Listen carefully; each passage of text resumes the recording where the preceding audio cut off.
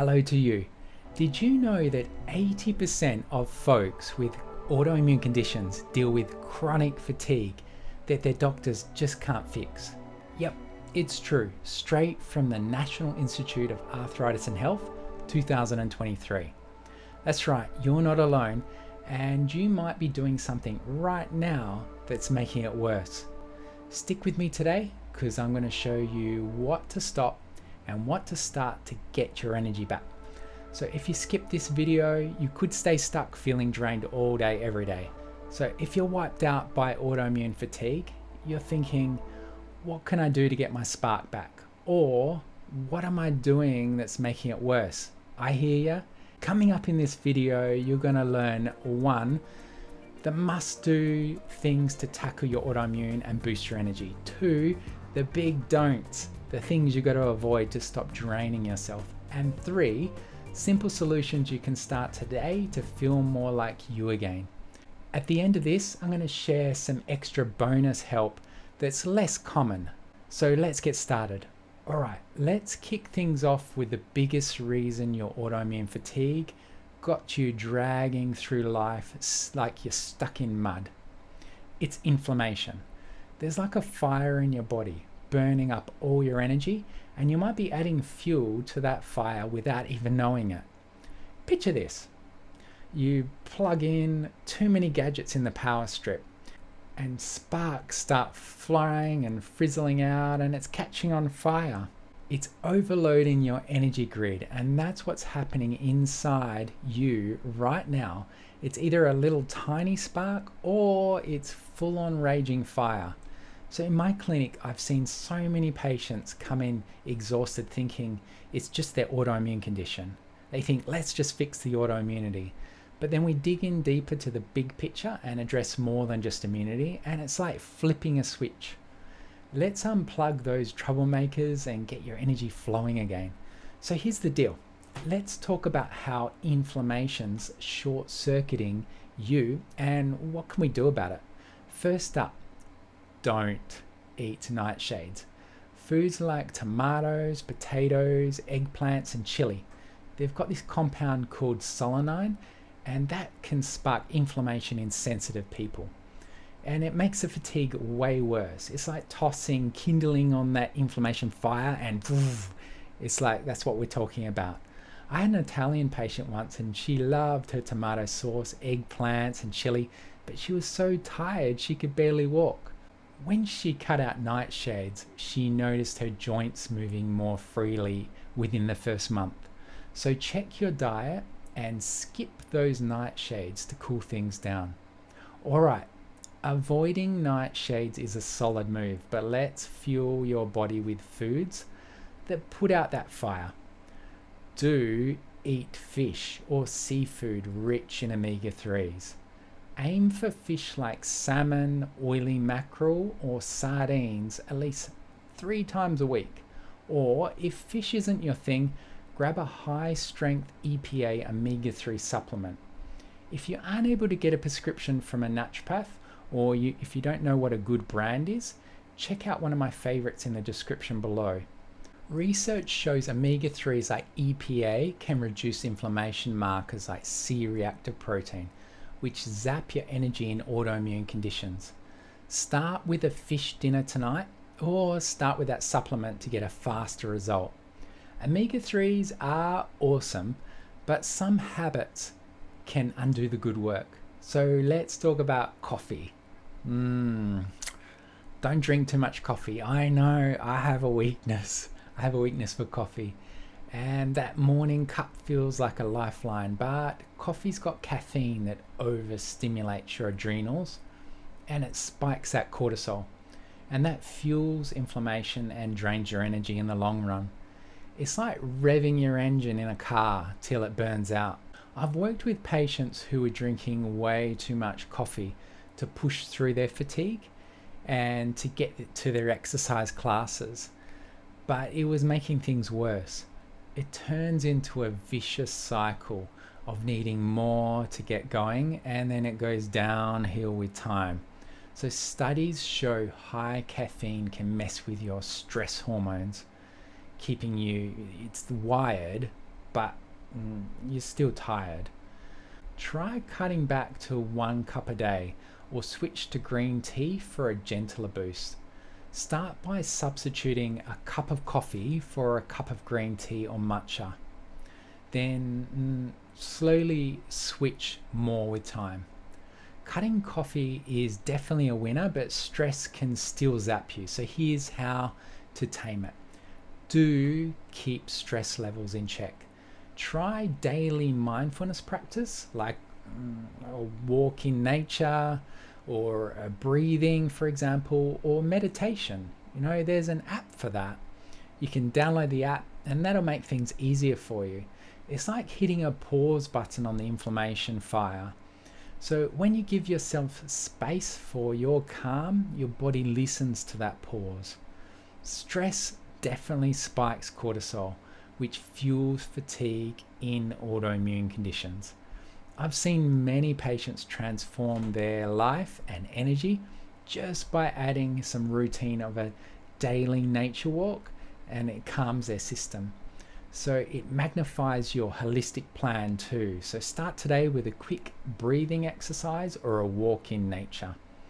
Give yourself the time. You really deserve it, and I'm cheering you on. So sit today and remember to breathe and take time out. It'll help dial down that inflammation faster, and it's time to start. So stress management's the key, but processed junk can keep that fire burning. So let's avoid that next. Don't rely on processed food.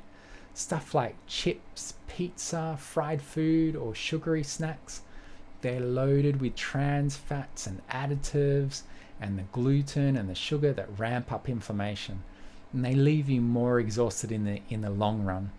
If you can avoid things in a packet, that will have a big positive change on your life. When you eat those processed food, it's like literally pouring gas on your body's fire. Processed food, it cascades inflammation markers like interleukin 6, and it makes the fatigue worse. I had a patient and she relied on microwave meals. Understandably, she was tired. It's better to eat something than nothing, right? So she was putting it in the microwave, but she was caught in a loop and it was making the whole thing worse. I haven't even got into plastics. We'll get into them in another video, but just the processed food, skip it. It's going to make a huge difference to your health. So ditch the junk and grab fresh food instead.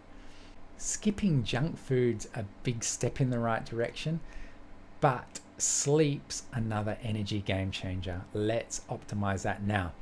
So do optimize your sleep with good routine. Create a bedtime hygiene plan. Ditch the screens an hour before bed. Throw it away.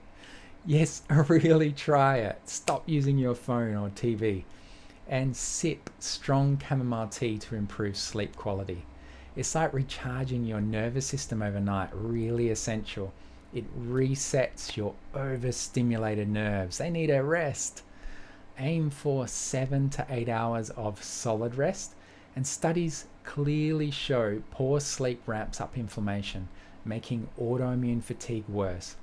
Try setting a consistent bedtime every night, maybe 9 or 10 p.m. at the latest if you can, and keep your room dark and quiet. It'll help your body repair itself while you're sleeping, and the extra melatonin in your system, it'll be fantastic. Sleep's awesome, but pushing too hard physically can backfire. So here's what to do. Don't overexercise. Going all out with intense workouts might feel good in the moment. You get the endorphins going, but stresses your whole body, and it definitely spikes inflammation. It's like overloading that power strip. Remember the power cord? And it's going to set it on fire. And damages your muscles and your tissue, and then you've got to do extra to repair that. So internally, all those cells are screaming out. It's also going to raise cortisol, and that will wear you out in the long run. I've seen many patients push through tough workouts. There was one girl in particular, she drank coffee and she went to the CrossFit classes. Don't get me wrong, high intensity is good, but for her, she was doing it every day. She was wearing herself out step by step. Once she had a break, she had a 3-4 week break, she felt her cup actually filling up with energy again. I want to encourage you to do it too. Whatever you're doing, step back. Take your foot off the accelerator. Don't overdo it. Look after your body and stick with gentle movements like yoga or a walk instead. If you're feeling wiped out, scale back. Your body will love you for it. Easing up on exercise is smart, and let's also hydrate you to keep your energy flowing. So do stay hydrated. Drink 30 mils of water per kilogram of your body weight daily. That's about 2 liters for a 70 kilo person. Add some electrolyte rich coconut water if you want to find that extra boost, and if you're sweating a lot as well. So it's like flushing toxins out of your system, and it'll help you give your energy back faster. Hydration can make fatigue worse by stressing your cells, and particularly in the mitochondria. Try carrying a water bottle around and sip it through the day. Not just gulp, gulp, gulp, but little sips through the day. It's a simple fix and you can start today. Hydration is a must, but some sneaky triggers can still drain you. Let's tackle those. Don't ignore inflammation triggers like stress, hidden food sensitivities, or even environmental toxins like the plastics in the microwave meals. They keep that inflammation fire burning and they sap your energy, and it's putting all of this load from different angles on your body. It's like leaving leaks in your energy grid. I've had a patient who didn't realize that their daily gluten or dairy, that's a common one, was fueling their fatigue. Or even those patients who were living in a moldy house and exposing themselves to mycotoxins. Pay attention to what your body's saying, and maybe keep a simple symptom journal, and then you can write it down, and you could spot those patterns and become a little detective for your body and your symptoms. So avoiding triggers sets you up. So let's add some herbs to supercharge your energy. Do have an adaptogenic herb mix. A herb like schisandra, you could take 300 to 600 milligrams of schisandra capsules daily, or you could toss some herb in your smoothies. It's a beautiful herb. I love it. Stress busting, and it helps your liver, blood sugar, boost your resilience to stress. So it's a secret weapon for fatigue, and loads of studies support that evidence for supporting energy and stress resistance. So I often add it in a herbal mix for my patients and give them that extra energy boost faster. So start with small doses today and see how it makes you feel. Herbs are fantastic, but want some extra zing? Let's check out those bonus remedies I mentioned at the beginning. Okay, you ready?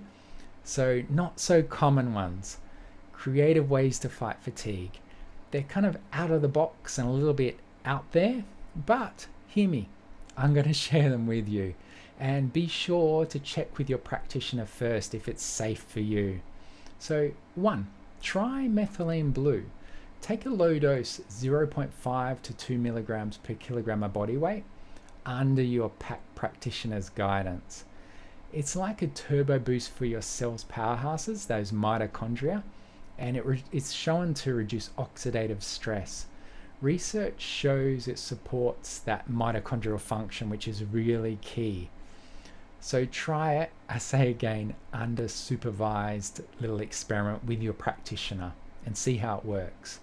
Number 2, take ice baths. Try 2 to 5 minutes a day, or if it's too much for you, try a cold shower 2 to 3 times a week. It's like a bolt of lightning to boost your circulation and reset your inflammation pathways. There's loads of studies backing cold exposure for reducing fatigue. Start with a quick cold shower tomorrow morning, okay? It's really invigorating. Try it. Finally, number 3, do hydrogen therapy. So use hydrogen inhalation device daily, and you can check out in the description. I've got my favorite one there on Amazon. And hydrogen therapy is like a shield for your cells' energy factories, and it protects them from stress and recharges them naturally. So research supports this, and it shows hydrogen cuts oxidative stress damage, and again, that mitochondria function, it's really important for that. Add it to your routine if you can. It really will boost your energy. So these bonuses were a real game changer, and they really help you fight that fatigue and inflammation. You've got amazing do's and don'ts to fight that. But you might be wondering, why am I still so tired when my doctors say my blood works fine? Now this video here digs deep into explaining why doctors probably miss a lot of testing, and it shows you things like nutrient gaps. So continue watching and learning. Doctors say I'm fine, but I'm still feeling awful. Click here.